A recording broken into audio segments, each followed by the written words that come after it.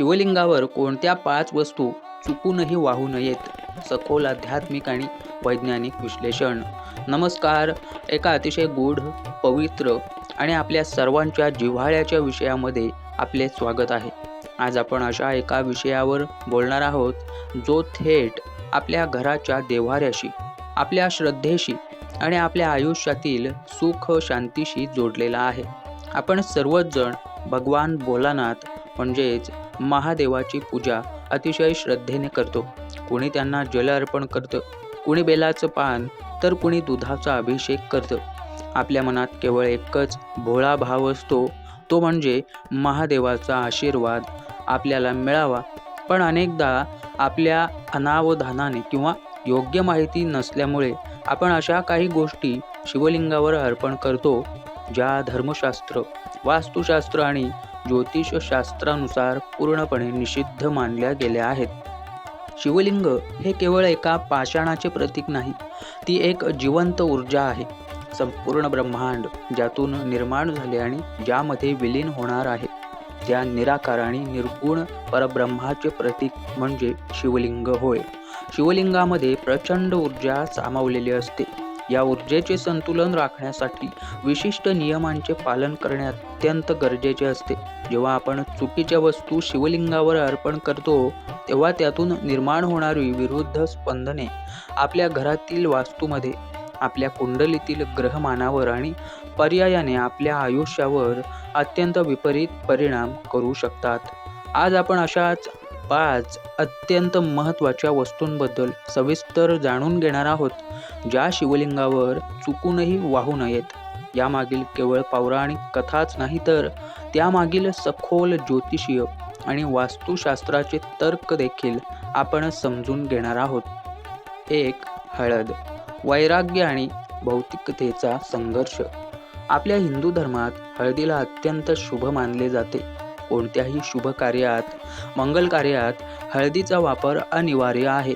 ज्योतिषशास्त्रानुसार हळद ही गुरुग्रहाशी संबंधित आहे, जी सौभाग्याचं, समृद्धीचं आणि भौतिक सुखाचं प्रतीक आहे. हळदीचा वापर प्रामुख्याने सौंदर्य प्रसाधनांमध्ये केला जातो, ज्यामुळे रूप उजळते. पण भगवान शंकर हे कोण आहेत? ते एकटे असे देव आहेत जे स्मशानात राहतात, अंगाला भस्म लावतात आणि जे संपूर्ण वैराग्य आहेत. त्यांच्यासाठी हे संपूर्ण जग, हे भौतिक सुख, हे सौंदर्य, सर्व काही नश्वर आहे. त्यांच्या अंगावरचे भस्म हेच दर्शवते की शेवटी सर्व काही राख होणार आहे. अशा या परमवैरागी तत्वाला जेव्हा आपण हळद अर्पण करतो, तेव्हा आपण एका नश्वर भौतिक सुखाची तुलना त्या अनंतात विलीन होणाऱ्या सत्याशी करत असतो. वैज्ञानिक आणि वास्तु दृष्टिकोनातून पाहता शिवलिंगाची ऊर्जा ही अत्यंत उष्ण आणि प्रखर असते, तर हळदीचा स्वभाव आणि तिची स्पंदने ही पूर्णपणे वेगळ्या स्वरूपाची असतात. जेव्हा ही 2 विरुद्ध तत्वे एकत्र येतात, तेव्हा घरात वैचारिक गोंधळ, मानसिक अशांती आणि विशेषतः घरातल्या कर्त्या व्यक्तीच्या प्रगतीमध्ये अडथळे निर्माण होऊ शकतात. त्यामुळे महादेवाला हळद कधीही अर्पण करू नये. दुसरं म्हणजे कुंकू किंवा सिंदूर. सौभाग्याचे प्रतीक आणि महाकालाचे स्वरूप. अनेक भाविक अज्ञानाने शिवलिंगावर कुंकू किंवा सिंदूर वाहतात. आपल्या संस्कृतीत कुंकू हे अखंड सौभाग्याचे लेणं आहे. विवाहित स्त्रिया आपल्या पतीच्या दीर्घायुष्यासाठी कुंकू किंवा सिंदूर लावतात. ज्योतिषशास्त्रानुसार कुंकू आणि सिंदूर यावर मंगळ ग्रहाचा प्रभाव असतो. मंगळ हा उग्र, राजसिक आणि सांसारिक इच्छांचा कारक आहे. भगवान शिव हे महाकाल आहेत. ते काळाच्याही पलीकडे आहेत. ते स्वतः संहारक आहेत आणि जन्म मृत्यूच्या चक्राच्या पलीकडे आहेत. ज्या देवतेचे स्वरूपच वैराग्य आणि मोक्षाचे आहे, त्यांच्यावर सांसारिक सौभाग्याचे प्रतीक असलेले कुंकू वाहणे हे त्यांच्या मूळ तत्वाच्या विरुद्ध जाते. शिवलिंगावर कुंकू वाहिल्याने घरातील वास्तूमध्ये मंगळ आणि केतू या ग्रहांचा संघर्ष निर्माण होतो. यामुळे घरात अकारण वादविवाद, पती-पत्नींमध्ये मतभेद आणि आरोग्याच्या समस्या, विशेषतः रक्तदाब किंवा मानसिक तणाव वाढण्याची शक्यता असते. त्यामुळे महादेवाला नेहमी भस्म किंवा पांढरे चंदनच अर्पण करावे. मित्रांनो, आपण या अत्यंत गूढ आणि महत्त्वपूर्ण माहितीच्या अगदी मध्यभागावर आलो आहोत. मला खात्री आहे की ही माहिती तुम्हाला नक्कीच विचार करायला लावत असेल. जर तुम्हाला हा विषय आवडत असेल आणि अशीच सखोल शास्त्रशुद्ध माहिती पुढेही ऐकायची असेल तर आत्ताच आपल्या या कुटुंबाचा भाग व्हा. चॅनलला नक्की सबस्क्राईब करा. हा व्हिडिओ तुमच्या मित्रपरिवारासोबत शेअर करा, जेणेकरून त्यांच्याकडूनही पूजेत अनावधानाने काही चुका होत असतील तर त्या टळतील. आणि हो, व्हिडिओला लाईक करून खाली कमेंट बॉक्समध्ये तुमच्या श्रद्धेनुसार महादेवाचा जयघोष नक्की करा. तुमचे काही प्रश्न असतील तर तेही विचारा.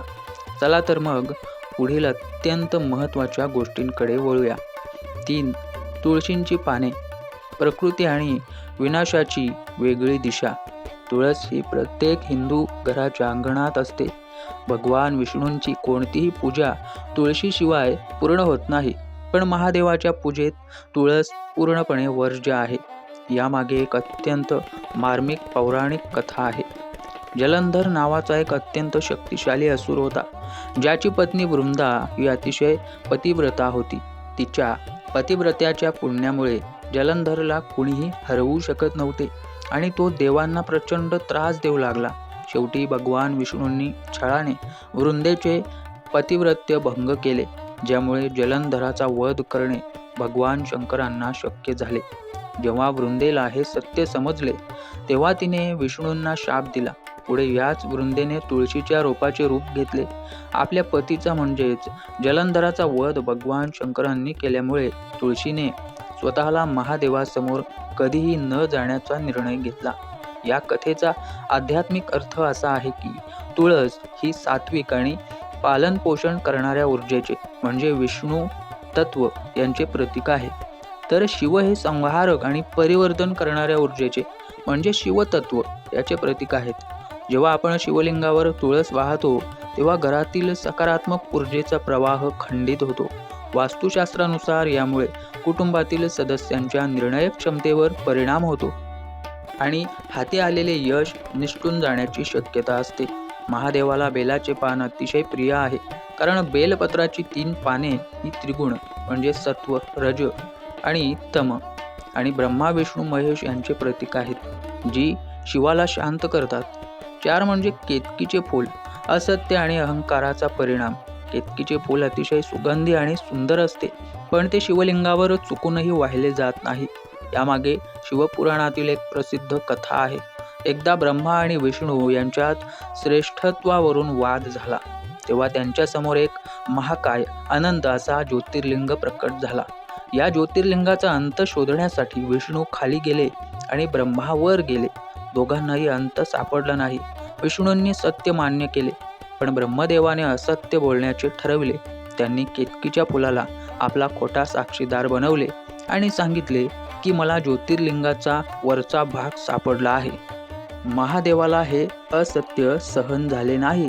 त्यांनी ब्रह्मदेवाला शाप दिला की त्यांची कुठेही पूजा होणार नाही आणि खोटेपणाची साक्ष देणाऱ्या केतकीच्या फुलाला आपल्या पूजेतून कायमचे वर्ज्य केले. आजच्या आधुनिक संदर्भात याचा अर्थ काय? केतकीचे फूल हे अहंकार, खोटेपणा आणि फसवणुकीचे प्रतीक बनले आहे.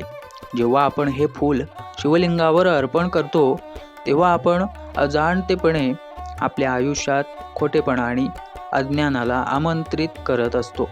ज्योतिषशास्त्रानुसार यामुळे राहू ग्रहाचे नकारात्मक परिणाम आयुष्यात दिसू लागतात.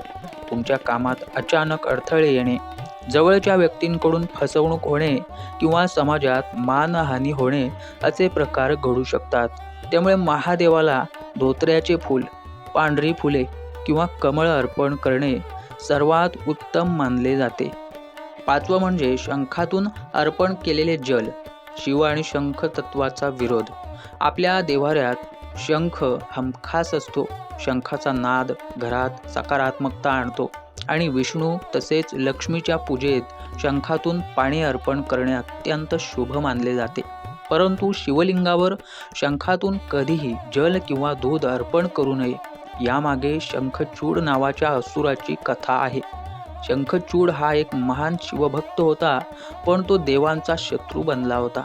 त्याच्या वाढत्या अत्याचारांमुळे भगवान शंकरांनी स्वतः आपल्या त्रिशूळाने शंखचूडाचा वध केला होता. असे मानले जाते की शंखचूडाच्या अस्थींपासून शंखाची निर्मिती झाली. त्यामुळे भगवान विष्णूंना शंख अत्यंत प्रिय असला तरी शिवाने त्याचा वध केल्यामुळे शिवपूजेत शंखातून जल अर्पण करणे निषिद्ध मानले जाते. तसेच वास्तू आणि ऊर्जेच्या नियमानुसार शंख हा समुद्र मंथनातून उत्पन्न झालेला असून त्यात जलतत्व आणि चंद्रतत्व प्रबळ असते. शिवलिंग हे अग्नितत्वाचे प्रतीक आहे. शंखातून अभिषेक केल्यास शिवतत्वाची ऊर्जा विचलित होते. जर तुम्ही शंखातून जल शिवलिंगावर अर्पण केले तर कुटुंबात आजारपण, विशेषतः मानसिक आजार आणि नैराश्य वाढण्याचा धोका असतो. पैशाची बचत न होणे आणि घरात नेहमी अस्थिरतेचे वातावरण राहणे अशी लक्षणे दिसू शकतात. शिवलिंगावर जल अर्पण करण्यासाठी नेहमी तांब्या, पितळ, चांदी किंवा काशाच्या पात्राचाच वापर करावा. योग्य उपासना आणि उपाय. आता तुम्हाला प्रश्न पडला असेल की जर या गोष्टी अर्पण करायच्या नाहीत तर महादेवाची योग्य पूजा कशी करावी. सर्वात पहिली गोष्ट, घरात शिवलिंग ठेवताना त्याची उंची अंगठ्याच्या पेऱ्यापेक्षा मोठी नसावी. शिवलिंगाची दिशा नेहमी अशी असावी की अभिषेक करताना तुमचे तोंड उत्तरेकडे किंवा पूर्वेकडे असेल. महादेवाला भस्म, पांढरे चंदन, अक्षता म्हणजे ज्या तुटलेल्या नसतील अशा अख्खे तांदूळ, बेलाची पाने आणि स्वच्छ जल अर्पण करावे. पूजेच्या वेळी एक अत्यंत प्रभावशाली मंत्र आहे जो साक्षात मोक्षदायी मानला जातो. हा तोच मंत्र आहे जो भगवान शंकरांचा पंचाक्षरी महामंत्र म्हणून ओळखला जातो, ज्याची सुरुवात ओंकाराने होते. या मंत्राचा उच्चार करताना मनात पूर्ण शांती आणि समर्पण भाव असावा. तर रोज सकाळी किंवा प्रदोषकाळी या मंत्राचा 108 वेळा जप केल्याने घरातील वास्तू दोष नष्ट होतात, मानसिक तणाव दूर होतो आणि ग्रहांची अनुकूलता प्राप्त होते. मंत्राचा जप करताना नेहमी रुद्राक्षाची माळ वापरावी आणि पूर्ण श्रद्धेने प्रत्येक शब्दावर लक्ष केंद्रित करावे. निष्कर्ष मित्रांनो, अध्यात्म हे अंधश्रद्धेवर नाही तर अत्यंत सखोल अशा ऊर्जा विज्ञानावर आधारलेले आहे. आपले पूर्वज ऋषीमुनी यांनी जे नियम बनवले आहेत त्यामागे निसर्गाचे, ग्रहांचे आणि मानवी जीवनाचे एक मोठे गणित दडलेले आहे. शिवलिंगावर काय वाहावे आणि काय वाहू नये हे समजून घेणे म्हणजे एका अर्थाने त्या अनंत ब्रह्मांडाच्या ऊर्जेशी आपली ऊर्जा जुळवून घेणे आहे. जेव्हा आपण योग्य पद्धतीने योग्य त्या वस्तू अर्पण करून शिवाची आराधना करतो तेव्हा तो भोलानाथ आपल्या आयुष्यातील सर्व दुःख, सर्व संकटे त्याच्या गळ्यातील हलाहल विषाप्रमाणे स्वतःमध्ये सामावून घेतो आणि आपल्याला अमृततुल्य सुख, शांती आणि समृद्धी प्रदान करतो. आशा आहे की आजची ही सखोल माहिती तुम्हाला नक्कीच मार्गदर्शक ठरली असेल. तुमच्या पूजेत जर यापैकी काही अनावधानाने होत असेल तर आजपासूनच त्यात बदल करा आणि अनुभवा ती सात्विक ऊर्जा जी तुमचे संपूर्ण आयुष्य बदलून टाकेल. तुमचा दिवस शुभ आणि मंगलमय जावो. श्री महादेवाची कृपा तुमच्यावर आणि तुमच्या संपूर्ण कुटुंबावर कायम राहो हीच प्रार्थना. धन्यवाद.